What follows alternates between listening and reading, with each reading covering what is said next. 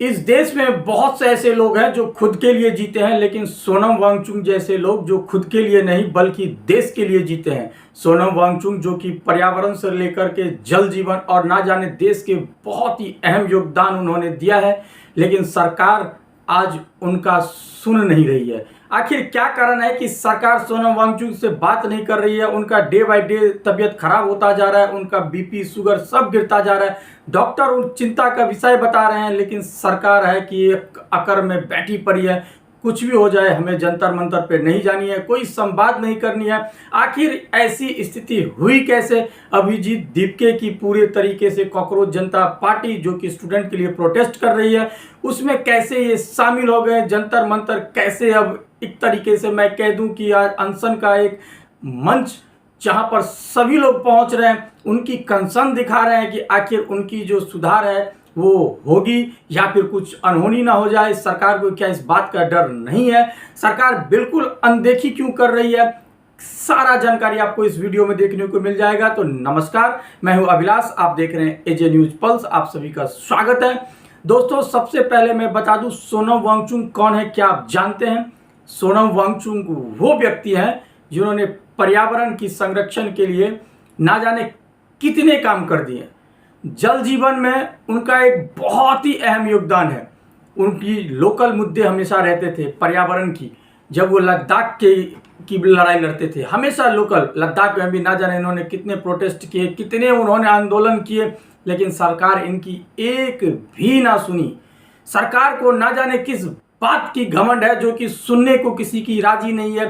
बाकायदा शिक्षा मंत्री यह कह देते हैं कि जो जंतर मंतर पर बैठा हुआ है वो तो टुकड़े टुकड़े गैंग के हिस्से हैं। मतलब आज के समय में अगर आप प्रोटेस्ट करते हो सरकार के अगेंस्ट तो आप टुकड़े टुकड़े गैंग हो, आपको देशद्रोह कह दिया जाएगा।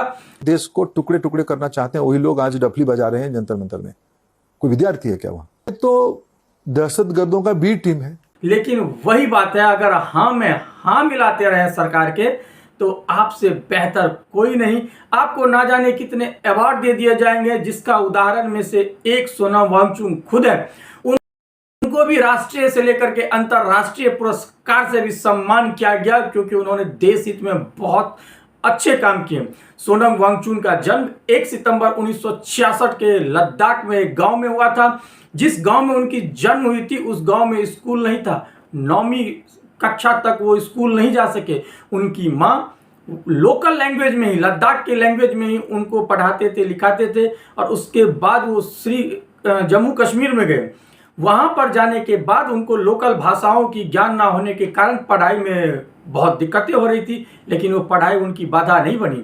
बाकायदा वो NIT श्रीनगर से मैकेनिकल इंजीनियर की पढ़ाई पूरी की, और पढ़ाई पूरी करने के बाद उन्होंने जॉब नहीं लिया। उन्होंने नौकरी लेने के बजाय शिक्षा में सुधार के रास्ते को चुना। मतलब सोचिए, आज के समय में कोई ऐसा व्यक्ति होगा जो कि इंजीनियरिंग कंप्लीट करने के बाद देश सेवा की बातें करे, वो शिक्षा सुधार की बातें करने लगे। उसके बाद देखिए वहाँ पर जो लोकल मुद्दे हैं आपके लद्दाख में, वहाँ पे कहा जाता है आइस स्तूपा जैसे नामक चीज की खोज की। आइस स्तूपा क्या है वो मैं बता दूं।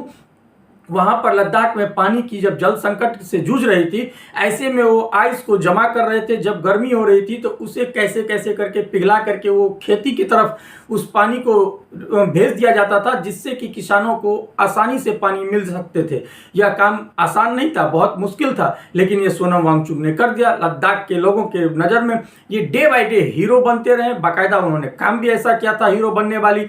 पूरी लद्दाख से लेकर के देश में इनकी इज्जत होने लगी कि जो व्यक्ति इंजीनियर है, जो व्यक्ति पर्यावरण संरक्षण की बात करता है, जो व्यक्ति जल संकट की बात करता है, उसके हित के लिए काम करता है, वो व्यक्ति को आप इस तरीके से भूखे मरने के लिए छोड़ दियो।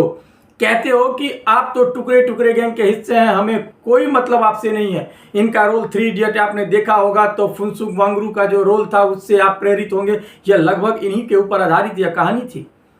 दोस्तों, ऐसे समाज से भी बहुत कम मिलते हैं। आपको याद होगा अन्ना आंदोलन, याद होगा अन्ना आंदोलन, जब अन्ना ने आंदोलन की थी 11 दिनों तक। उसके बाद कांग्रेस सरकार झुक गई थी, बाकायदा उनके पास गई थी और उन्हें जूस पिला करके उनकी अनशन को ब्रेक किया गया था। वो आंदोलन कितना प्रकट रूप ले लिया था। लेकिन यह भारतीय जनता पार्टी की सरकार, अगर आप उसके समय में आंदोलन करते हैं तो आपकी कुछ ना सुनी जाएगी, ना आपको बाकायदा देशद्रोही कह दिया जाएगा। यार, आप देशद्रोही हो चुके हो क्योंकि आप सरकार के सोच में नहीं शामिल हैं, सरकार के हाँ में हाँ नहीं कह रहे हैं, इसलिए आप देशद्रोही हैं। पेपर लीक हो जाती है नीट की, तो वो बाकायदा इस चीज़ को एक अपना इसी बीच में एक अपना पार्टी तैयार किया, कॉकरोच जनता पार्टी, जिसमें बहुत सारे जनजी जिसे हम कहते हैं, जिसे हम युवा कहते हैं, बहुत सारे लोग उनसे जुड़े। वो उस प्रोटेस्ट का हिस्सा बने, दूसरे शहर से भी गए, बाकायदा उनके ऊपर थप्पड़ भी लगाया गया था पब्लिक के द्वारा। वो कौन था, कहाँ से आया हुआ था, वो तो आप सब जानते हैं, ये अक्सर राजनीति का हिस्सा है। फिर वो वहां से दिल्ली में जंतर मंतर पर शांतिपूर्ण ढंग से प्रदर्शन कर रहे हैं। इसी बीच में पुलिस जाती है और कहती है सोनम वांगचुक जो अनशन कर रहे हैं, यहाँ पे त्रिपाल लगा हुआ पन्नी, इसको हटाइए। बाकायदा अभिजीत दीपके और पुलिस के बीच में बहसबाजी होती है। आप इस वीडियो को देख लीजिए।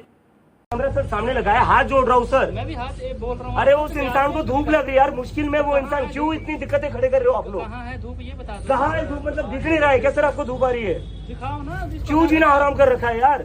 हटा के दिखाओ मेरे को। अरे हटा कर दिखाओ मतलब क्या दिख नहीं रहा है आपको यहाँ से वो रिफ्लेक्शन? इस बहसबाजी के बाद आप सोचिए आपको क्या लग रहा है कि सरकार और पुलिस इनके हित के लिए सोच रही है। बाकायदा ये कह रहे हैं धर्मेंद्र प्रधान की इस्तीफा चाहिए। क्यों नहीं चाहिए भाई?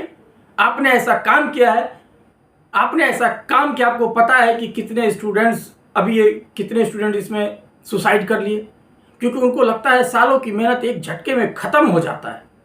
कितनी परेशानियां झेलनी पड़ती है, कितने माँ बाप को, कितने बच्चे को, कितने एग्जाम सेंटर्स होते हैं इधर से उधर, उधर से उधर, कितने किलोमीटर लड़कियां को लेकर के, लड़के को ले जा करके, कितनी मुश्किल का सामना करके एग्जाम आता है। जब एग्जाम आती है तो पता चलता है कि पेपर लीक हो गया, तो ये तो इनका राइट्स बनता है आंदोलन करना। अब एक्टर प्रकाश राज वो भी पहुंचे यहाँ पर, वो भी पहुंचे, बहुत कोई पहुंच रहे हैं। प्रकाश राज ने क्या कहा आप वो भी सुन लीजिए, उनकी क्या बयान है। 20th July, Samsad Chalo. I request each and every one of you to join it because this is a fight to ask accountability of our elected government. It is not just the students' strike, it is the future of their lives. बहुत से लोग हैं जो इस protest का हिस्सा ले रहे हैं। सबको लग रहा है कि यह देश हित की बात है। सोनम वांगचुक की स्थिति खराब होती जा रही है डे बाय डे। डॉक्टर कह रहा है कि आप अनशन को तोड़ दीजिए, आपके हित में नहीं है। उनकी शरीर की बीपी लो होती जा रही है, ब्लड शुगर लेवल गिरता जा रहा है। ऐसी स्थिति हो गई है कि वो अपने पांव पे खड़े भी नहीं हो पा रहे हैं। बाकायदा 2 लोग उनको सहारा दे रहा है और सरकार है कि सुनने को तैयार नहीं। इसका मतलब है कि सरकार उनको मरने के लिए छोड़ दी है कि आप जो कर रहे हैं वो अच्छा नहीं कर रहे हैं, इसलिए हम आपको मरने के लिए छोड़ दे रहे हैं। आपकी सोच में शामिल हो तो अच्छा, अगर आपकी सोच में शामिल नहीं हो तो बुरा। ये आप कौन होते हैं डिसाइड करने वाले? आम जनता जो शांतिपूर्ण ढंग से आंदोलन कर रहा है, जंतर मंतर पर प्रदर्शन करना हमारा राइट बनता है, उस आंदोलन को आप इस तरीके से हल्के में ले रहे हैं। अरे किस बात की इतनी घमंड है यार? जाओ, जाकर के बैठो, जाकर के बात करो, उनसे कहो कि जो हुई है शिक्षा व्यवस्था में हमें पता है, हम उस पर काम कर रहे हैं। एक बार बात करने से अगर झुक जाएंगे तो कहते हैं ना, जो डाल कहते हैं ना कि झुक जाता है, समझिए उसी में फल ज्यादा होता है। इसमें कोई सी आपकी सम्मान में कहीं से कमी नहीं आएगी। अकड़ इतनी क्यों रखना है मुझे अभी भी समझ में नहीं आ रहा है। सोनम वांगचुक जैसे लोग जो देश के हीरा हैं, वो गोल्ड हैं, उसे मत खोइए। उनकी जो अनुभव है, उनकी जो एक्सपीरियंस है, जो वो देश हित में काम करते हैं, जिससे उनको राष्ट्रीय और अंतर्राष्ट्रीय पुरस्कार मिला हुआ है, उसके अनुभव को यूज करिए देश हित में, ना कि उन्हें कूड़ेदान में ऐसे फेंक दीजिए। अच्छी चीज नहीं है ये। मोदी सरकार को समझना होगा कि आलोचना भी स्वीकार करनी होगी। अगर मोदी सरकार आलोचना स्वीकार नहीं करती है तो ये तो तानाशाही होगी हिटलर वाली। ये हिटलर का भी था, आपका भी है। फिर तो आप में और हिटलर में कोई अंतर ही नहीं रहा अगर आलोचना आप नहीं सुन सकते हो। अरे आपके लिए अगर हित की बात की जाएगी तो आपकी आलोचना भी की जाएगी। कभी प्रशंसा होगी तो कभी आलोचना होगी। इसमें राजनीति में कौन सी बड़ी बात है? वाजपेयी जी से लेकर के आडवाणी सबने इस चीज को झेला है। इंदिरा गांधी से लेकर के संजय गांधी, अब राहुल गांधी तो दिन प्रतिदिन सुनते हैं, लेकिन उन्हें तो कोई फर्क नहीं पड़ रहा है। बाकायदा वो डे बाय डे अपनी राजनीति में सुधार कर रहे हैं और यही है कि बीजेपी को दिक्कतें पैदा कर रही है। फिर राहुल गांधी को अब इतना क्यों पूछा जा रहा है? देखिए, शुरू में लोगों की एक इमेज बन जाती है, लेकिन जब उसकी मेहनत, उसकी काम को देखा जाता है तो निश्चित लोग आकर्षक होते हैं। आप जिस तरीके से अभी तानाशाही की दिशा में जा रहे हैं, लोग आपसे दूरी बना रहे हैं, लेकिन फिर भी लोग आपको वोट दे रहे हैं। कैसे जीत रहे हो आप पता नहीं। सब उनसे कह रहे हैं किसान नाराज, उनसे युवा नाराज, उनसे बिजनेसमैन नाराज, उनसे हर कोई अगर परेशान है तो जीत कैसे रहे? बहुत बड़ा प्रश्न है ये। आपका इस क्वेश्चन का जवाब कमेंट बॉक्स में चाहिए। आज के लिए इतना ही, मिलते हैं अगली वीडियो के साथ। तब तक के लिए गुड बाय, थैंक यू। अपना बहुत बहुत ख्याल रखिए, देखते रहिए एजे न्यूज पल्स।